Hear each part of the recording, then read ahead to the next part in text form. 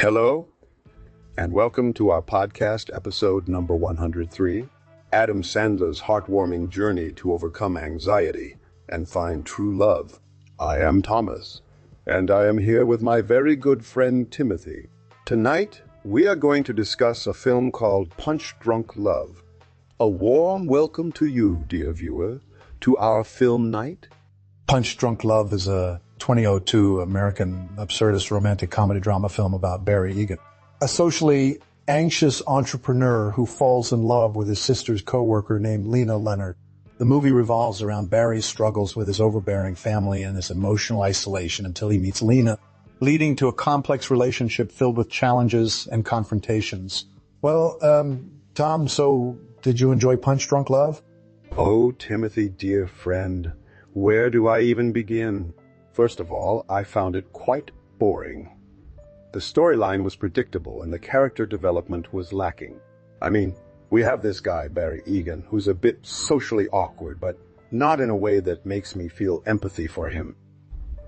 And then there's Lena Leonard, who seems nice enough but doesn't really bring anything new to the table either. The only thing I found somewhat interesting was the car accident sequence at the beginning of the film. It was peculiar, I would say, but it did make me curious about where the story was going. But alas, my curiosity soon turned into boredom as the movie progressed. Well, Tom dear, I must say that I disagree with you entirely. Punch Drunk Love is a masterpiece of modern cinema. Yes, it may start off slow for some, but if you're patient enough to let the story unfold, you'll be rewarded with an incredibly moving and gripping tale of love and self-discovery. Moving? You call this boring? Oh, Timothy. No, Tom, I said incredibly moving. And use of the characters. I found Barry Egan's journey from a socially isolated loner to someone who learns how to express his feelings and stand up for himself, both heartwarming and inspiring. And Lena Leonard, while initially portrayed as just a pretty face, reveals herself to be strong, supportive, and understanding, which I found refreshing in a film where most female characters are often portrayed as shallow or vapid. All right, Timothy, if you insist. But let's talk about the ending, shall we? Spoiler alert for those who haven't seen it yet. Lena and Barry end up together. But is that really a happy ending? They've been through so much turmoil, and now they're just going to live happily ever after? I don't know. It seems too tidy, too cliche. Well, Tom, life isn't always neat and tidy, is it? Love, especially true love, comes with its fair share of challenges and obstacles. And while the ending may not be as dramatic or tragic as some might have hoped for, it's realistic. Life doesn't always end with a bang or a grandiose speech. Sometimes finding happiness in the little moments is enough. Fine, Timothy. But I still stand by my initial opinion. Punch Drunk Love was just plain boring. End of discussion. Well, Tom, I'm glad we had a spirited debate about Punch Drunk Love. And while we may have differing opinions on the film's merits, it's always fun to discuss movies with someone who doesn't just agree with me all the time. Now, since you mentioned the ending and how life isn't always neat and tidy, I would love to hear about some behind-the-scenes stories from the making of Punch Drunk Love. I remember reading that the production was riddled with problems, including a massive budget overrun and frequent clashes between the director and the studio. Can you share any interesting anecdotes from the set? Oh, Timothy, you know how much I love dishing out juicy gossip about our favorite movies. Well, Punch Drunk Love was no exception. Firstly, the budget issues were real. The film reportedly went over budget by around £25 million. This led to a lot of creative cost-cutting measures during production, including reusing old sets and props from other films, and even using real pudding for some scenes instead of hiring a catering company. Now, onto the director and studio clashes. Paul Tom Anderson, who directed Punch Drunk Love, had very specific vision for the film. which often clashed with the more mainstream demands of the studio.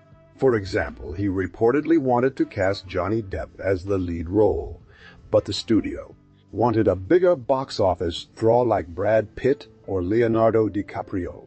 Eventually, they compromised on Adam Sandler, who at the time was known mainly for his roles in comedies like Happy Gilmore and Billy Madison. Despite these challenges, Punch Drunk Love still managed to garner critical acclaim, with many praising the chemistry between Sandler and his co-star Emily Watson, as well as Anderson's unique visual style. So, Timothy, despite our differing opinions on the film itself, we can still agree that behind-the-scenes drama often makes for some interesting stories, right?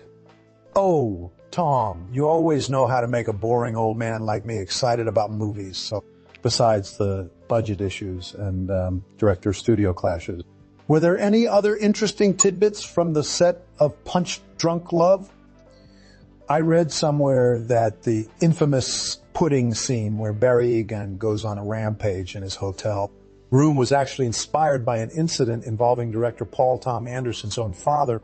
Apparently, when Anderson Jr. was just 12 years old, he accidentally spilled some pudding on the floor, which enraged his dad, who then proceeded to vent his frustration on a chair in the living room.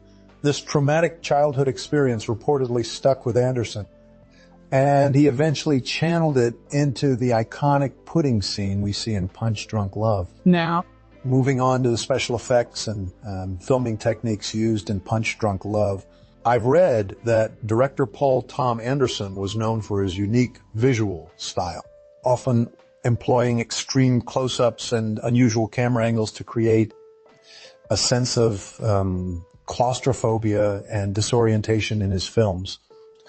For example, during the famous car accident sequence at the beginning of Punch Drunk Love, the entire scene was reportedly filmed using a rolling dolly rig that allowed the camera to glide along the ground as the car flipped and crashed around it, giving viewers a first-person perspective of the chaos. Well, Timothy, I'm glad you enjoyed my juicy gossip. And speaking of gossip, rumor has it that the infamous car accident sequence was actually quite dangerous to film. Apparently, stuntman and professional skydiver Divey Punk-Toad Slaughter, who doubled for Adam Sandler during the scene, sustained several broken bones, including his left arm and ribs. The stunt required him to jump out of a moving car that was flipping upside down and land on an airbag placed just a few feet away. It's a miracle he survived unscathed, considering how risky the stunt actually was. But jokes aside, Punch Drunk Love is known for its innovative use of special effects and visual techniques. The film features a unique color grading technique called desaturation processing, which gives the entire movie a dreamlike, almost surreal appearance. This effect was achieved by removing most of the color from each frame, leaving only shades of pink, purple, and blue in certain scenes to create a visually striking contrast against the otherwise bleak and dreary setting of the film. So, Timothy, my friend, what do you think about these behind-the-scenes tidbits? Do they change your opinion on Punch Drunk Love at all? Well, Tom, I must admit that hearing about the dangerous stunts and grueling production challenges does make me appreciate Punch Drunk Love a bit more. It's one thing to sit back and watch a movie on screen, but knowing what went into making it adds a layer of respect. As for the special effects, I am no expert in filmmaking, but I do recognize the unique visual style that director Paul Tom Anderson brought to the table. The desaturation processing you mentioned gives the whole film an ethereal, dreamlike quality which perfectly aligns with the surrealistic theme running throughout the movie. The color grading technique is subtle yet effective in heightening the film's emotional impact and drawing the viewer deeper into Barry Egan's chaotic world. But enough about my amateur opinions. I want to hear what you think about the actors' performances in Punch Drunk Love. Specifically, how did you find Emily Watson's portrayal of Lena Leonard compared to her previous role? And finally, do you believe that Sandler's transition from a goofy comedian to a more serious actor was successful in this film? Well, Timothy, my old chap, I must say Emily Watson's portrayal of Lena Leonard was quite refreshing compared to her previous roles. She often played strong-willed, no-nonsense characters in films like Breaking the Waves and The Piano. But in Punch Drunk Love, she brought a sense of vulnerability and innocence to her character. Lena is a woman who has been through trauma herself, yet she still has a kind heart and an unwavering desire to help others. Watson's performance captured this duality brilliantly, making the audience root for their unlikely romance to bloom, despite the odds stacked against them. As for Adam Sandler's transition from a goofy comedian to a more serious actor in Punch Drunk Love, I think he did an admirable job. His trademark slapstick humor and over-the-top antics were toned down significantly, but that was exactly the point of this film, to showcase Sandler's range as an actor and prove that he can deliver a nuanced performance beyond his typical comedic roles. His portrayal of Barry Egan, a socially awkward loner with anger issues who finds love and redemption in Lena, was both heartbreaking and uplifting to watch. Sandler's physicality and facial expressions conveyed volumes about his character's inner turmoil and evolving emotional journey, making it difficult for viewers not to empathize with him throughout the film. So, Timothy, old chap, what do you think?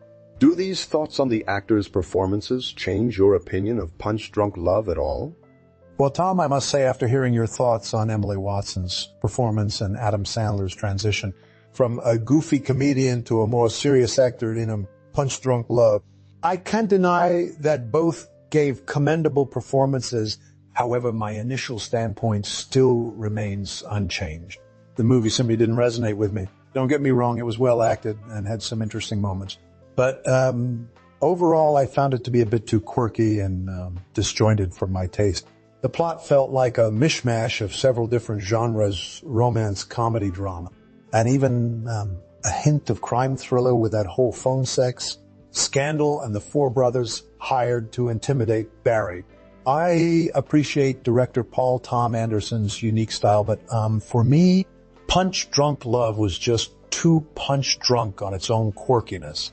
It tried too hard to be original at the expense of coherence and emotional depth. Now, don't get me wrong.